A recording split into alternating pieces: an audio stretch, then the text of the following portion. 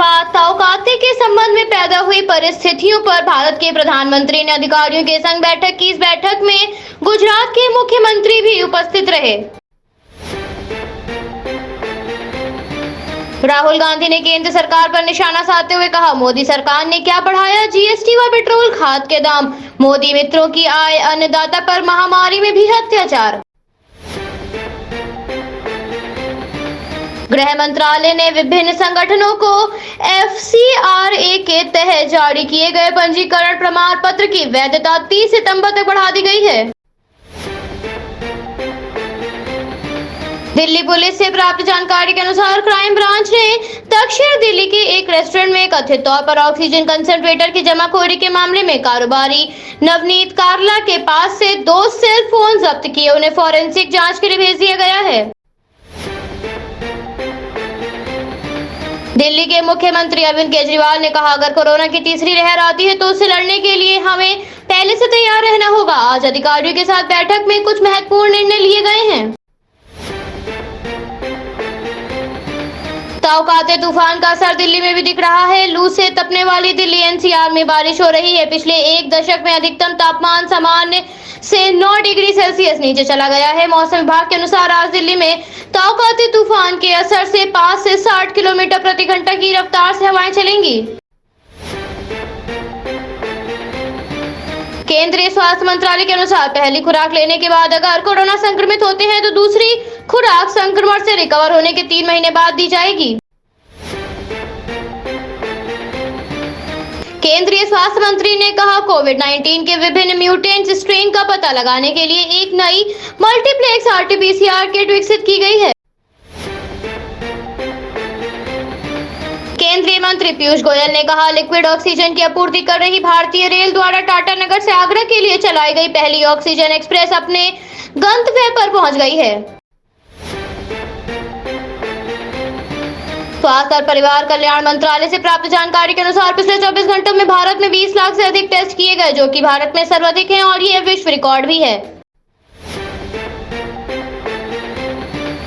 राजधानी लखनऊ में चुनाव ड्यूटी के दौरान 1621 शिक्षकों की मौत का बेसिक शिक्षा मंत्री सतीश द्विवेदी ने खंडन करते हुए कहा, कुछ शिक्षक संगठन द्वारा भ्रामक जानकारी दी जा रही है। चुनाव ड्यूटी के दौरान सिर्फ 3 शिक्षकों की मौत हुई है। उत्तर प्रदेश अपर मुख्य सचिव स्वास्थ्य अमित मोहन प्रसाद ने बताया, पिछले 24 घंटों में कोविड-19 के 7,346 मामले सामने आए हैं और 19,669 लोग डिस्चार्ज हुए हैं। योगी सरकार ने कोविड-19 महामारी के कारण अनाथ हुए प्रदेश के बच्चों की जिम्मेदारी लेने का ऐलान करते हुए कहा, इन बच्चों के पालन पोषण की जिम्मेदारी राज्य सरकार की होगी। राजधानी लखनऊ में गुंडम्बा पुलिस टीम ने इंस्पेक्टर फरीद अहमद के नेतृत्व में 2 शातिर चोरों पर शिकंजा कसते हुए बंद घरों में चोरी करने वाले चोरों को पकड़ा। दोनों चोर पर पहले से ही कई मुकदमे दर्ज हैं। चोरों की पहचान सरवन कुमार और अनूप कुमार के रूप में हुई है। राजधानी लखनऊ में कोरोना कर्फ्यू का मजाक बन रहा है। लोगों में संक्रमण का कोई भी डर नजर नहीं आ रहा है। सड़कों पर गाड़ियां मजे से चल रही हैं। पुलिस की ढीले रवैये के कारण लोग बेवजह सड़कों पर टहलते हुए नजर आ रहे हैं। परिवर्तन चौक पर पुलिस द्वारा की जा रही चेकिंग बेवजह साबित हो रही है।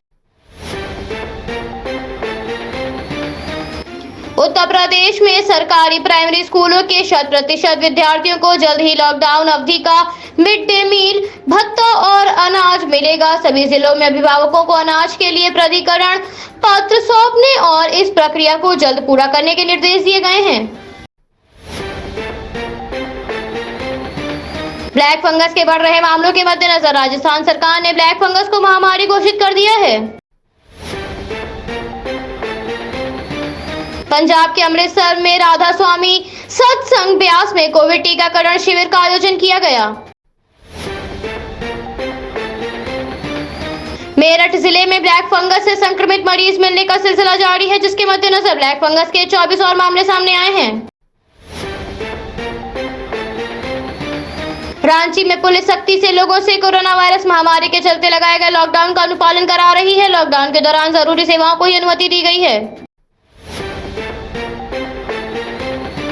तेलंगाना के मुख्यमंत्री समेत अन्य मंत्रियों ने हैदराबाद के गांधी अस्पताल में जाकर मरीजों से वार्ता कर उनका हाल जाना।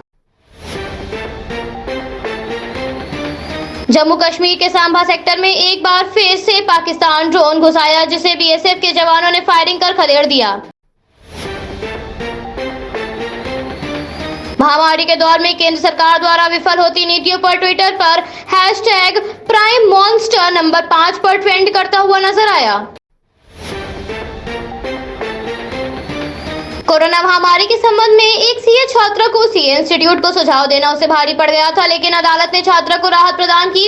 हाई कोर्ट ने लताड़ लगाते हुए आईसीएआई को छात्र का परिणाम रोकने के लिए फटकारा और आलोचना को सकारात्मक तरीके से लेने की नसीहत दी।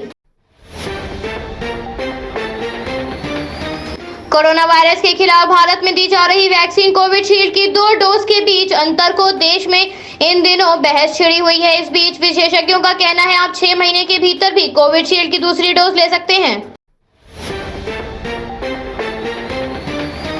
मनीष सिसोदिया ने कहा, मुख्यमंत्री अरविंद केजरीवाल ने कहा था सिंगापुर में बच्चों के ऊपर खतरा बढ़ रहा है, इसलिए हमें भी सतर्क रहने की जरूरत है। व्हाट्सएप की नई प्राइवेसी पॉलिसी को लेकर जारी विवाद खत्म नहीं हो रहा है। व्हाट्सएप ने 15 मई से अपनी नई प्राइवेसी पॉलिसी भारत समेत कई देशों में लागू कर दी है। इसको लेकर सरकार ने कहा अगर व्हाट्सएप अपनी प्राइवेसी पॉलिसी वापस नहीं लेता तो उसके खिलाफ कठोर कार्रवाई की जाएगी।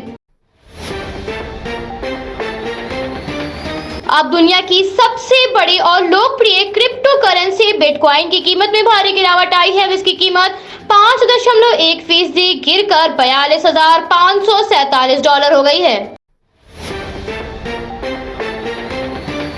अमेरिका के पूर्व राष्ट्रपति डोनाल्ड ट्रंप के राष्ट्रपति पद से हटने के बाद उनके और उनके परिवार के खिलाफ 2 अलग-अलग जांच की जा रही है। इसमें एक जांच न्यूयॉर्क के अटॉर्नी जनरल के कार्यालय से हो रही है। इसके अलावा मैनहट्टन के डिस्ट्रिक्ट अटॉर्नी के द्वारा ट्रंप ऑर्गेनाइजेशन के खिलाफ आपराधिक जांच की जा रही है।